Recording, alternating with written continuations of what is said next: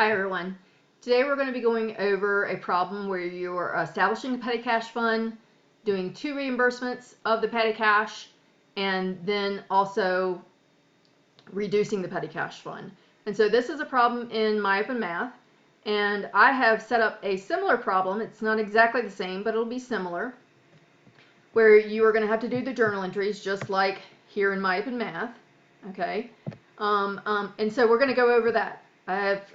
These are posted in Canvas, and you can download these.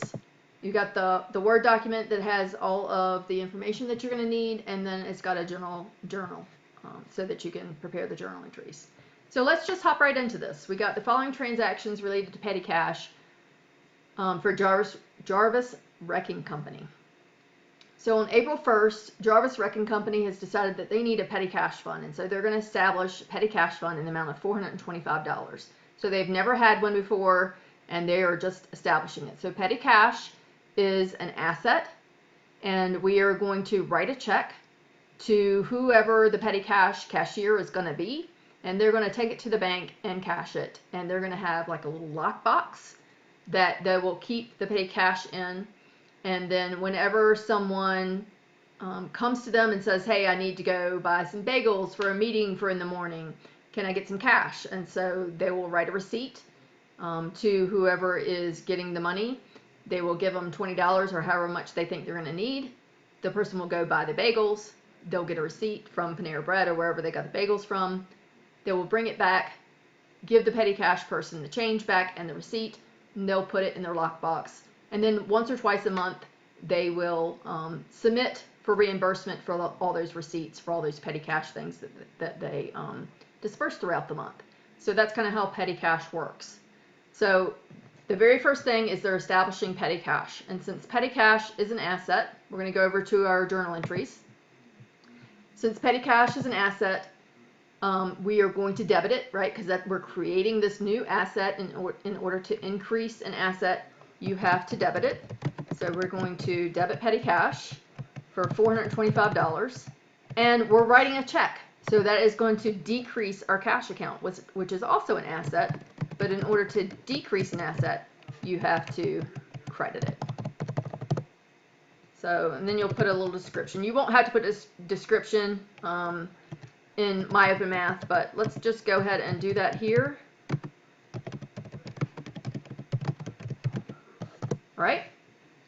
And so then let's bump back over to our things. So we're now halfway through the month. It's now April 19th. And because the money in the petty cash lockbox is getting kind of low, they're down to $78.42. The fund needs to be replenished. And so there will be a form that the petty cash cashier will fill out. And they will attach all these receipts that they got from everybody that spent some petty cash throughout the month. And they will say, okay, I have $78.42 left. I need to be brought back up to the $425 that petty cash is showing on the chart of accounts. And so what we'll need to do is we'll need to prepare a journal entry to record all of these expenses and then write them a check to bring them back up to $425. They've got $78.42 right now. So we got flowers for a hospital, and it says to record those as miscellaneous expense. We bought some postage, so we'll probably put that as postage expense. We bought some office supplies, so that'll be office supplies expense.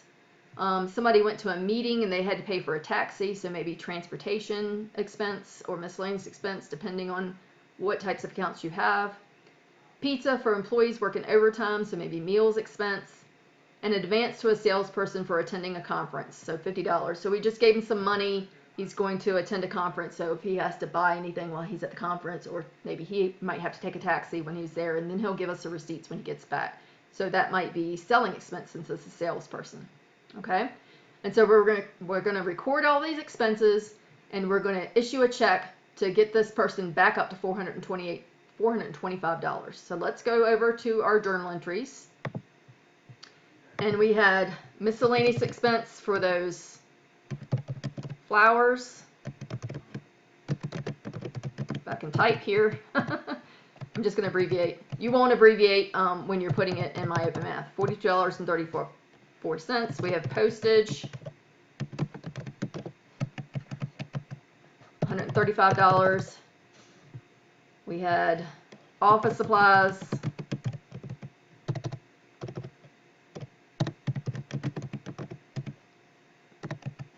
Cannot type today.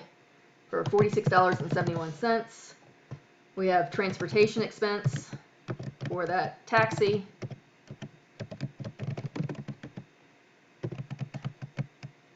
And that was $25.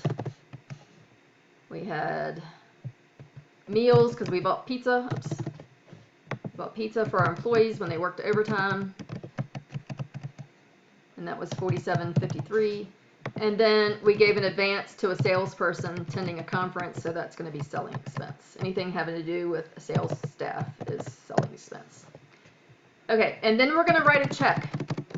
We're going to get this person back up to $425. So we have to do a little bit of math to make sure we're not over or short. The receipts should add up to exactly what that person needs. So the fund was established for $425. We're going to add all these up. So let's bring our calculator up.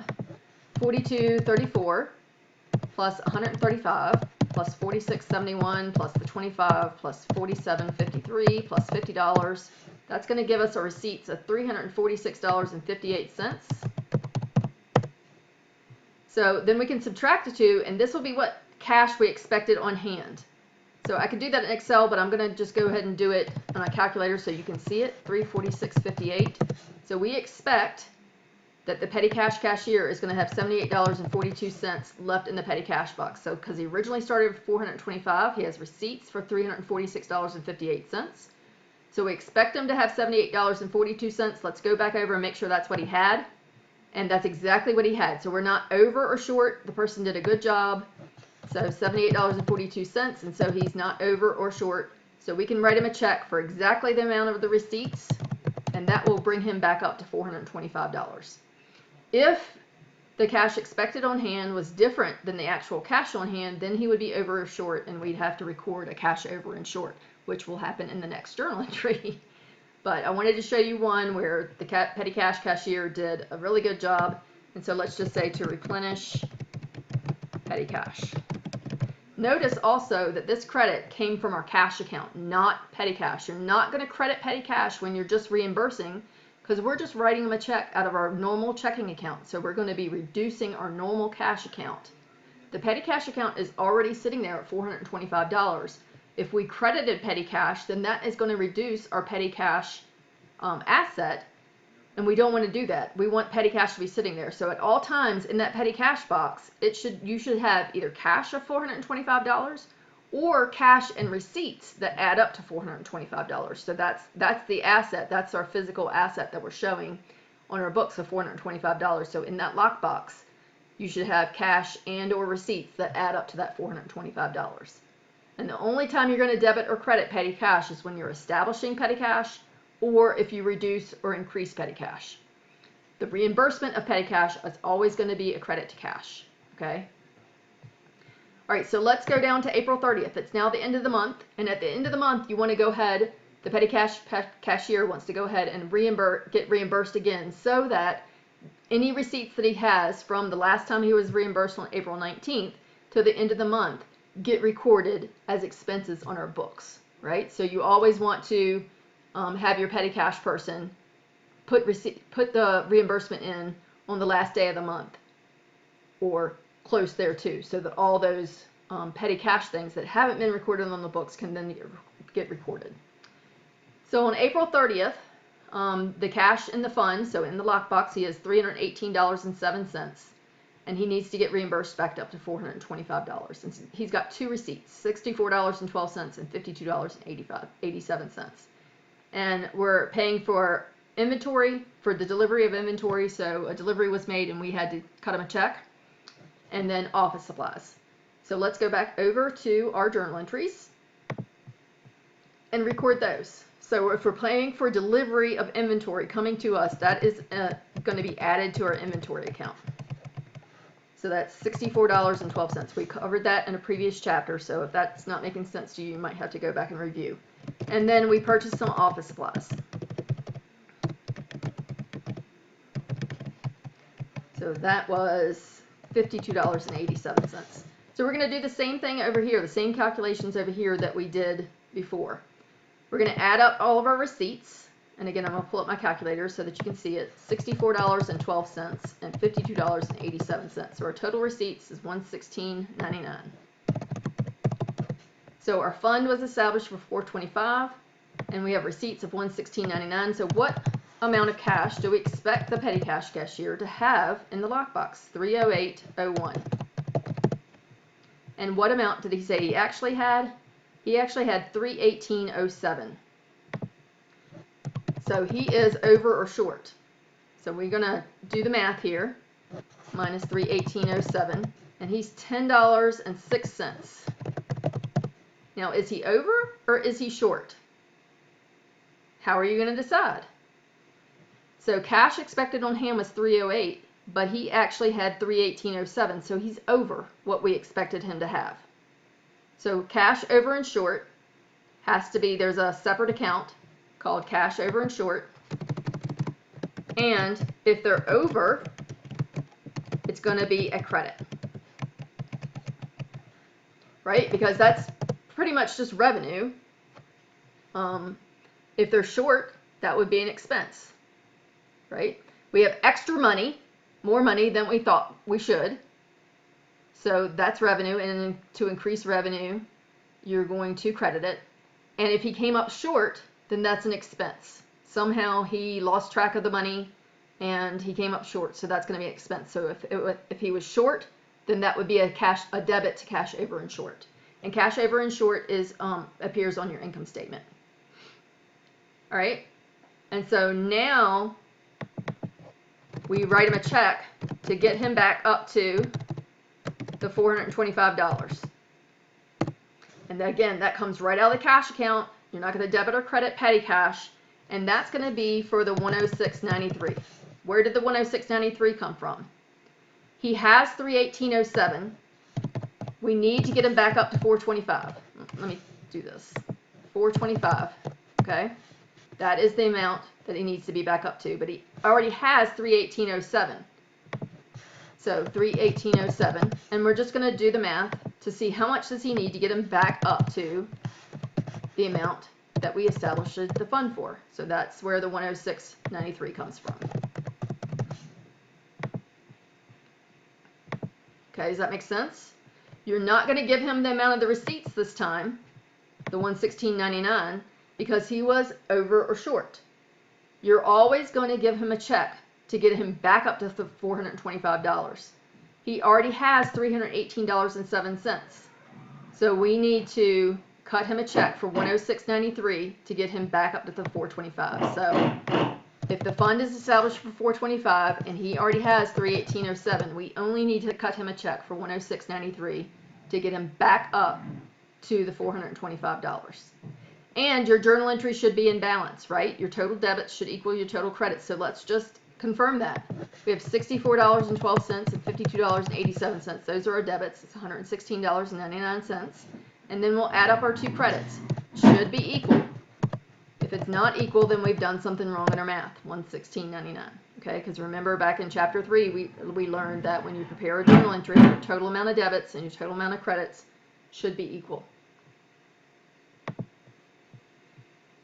All right, so let's go back to the problem. The very last thing is on May 1st, the company decides to increase the petty cash fund balance to $500. Sorry, my husband's doing something outside. I'm not really sure what that was. So we're going to take the petty cash fund from $425 to $500. So that's a $75 increase. So let's go back over to our journal entries. And again, petty cash is an asset. We're increasing it. So in order to increase an asset, we have to debit it. And we're increasing it up to $500, but that's only a $75 increase, right? Our petty cash is already sitting there at $425, so we only have to do the difference. And we're going to cut a check to the petty cash cashier for $75. So that's going to reduce our normal cash account. Okay, so we're increasing the petty cash and we're decreasing our regular cash. And so next time we go to do a reconciliation, we'll have to update this little calculation here, right? So now our fund is going to be sitting here at $500. Okay? If we were decreasing, if we decided $425 was too much, then this journal entry would just be reversed. Maybe we decided $425 is too much, we want to reduce it down to $400. In that case, the petty cashier would give us $25 back, right? Because we're reducing it from $425 to $400. We would be increasing our cash account. We'd take that $25, deposit back into our account, so we would debit cash. And then we would need to decrease our petty cash asset, so we would credit that by the $25. Okay? I hope that makes sense. And let me know if you have any questions.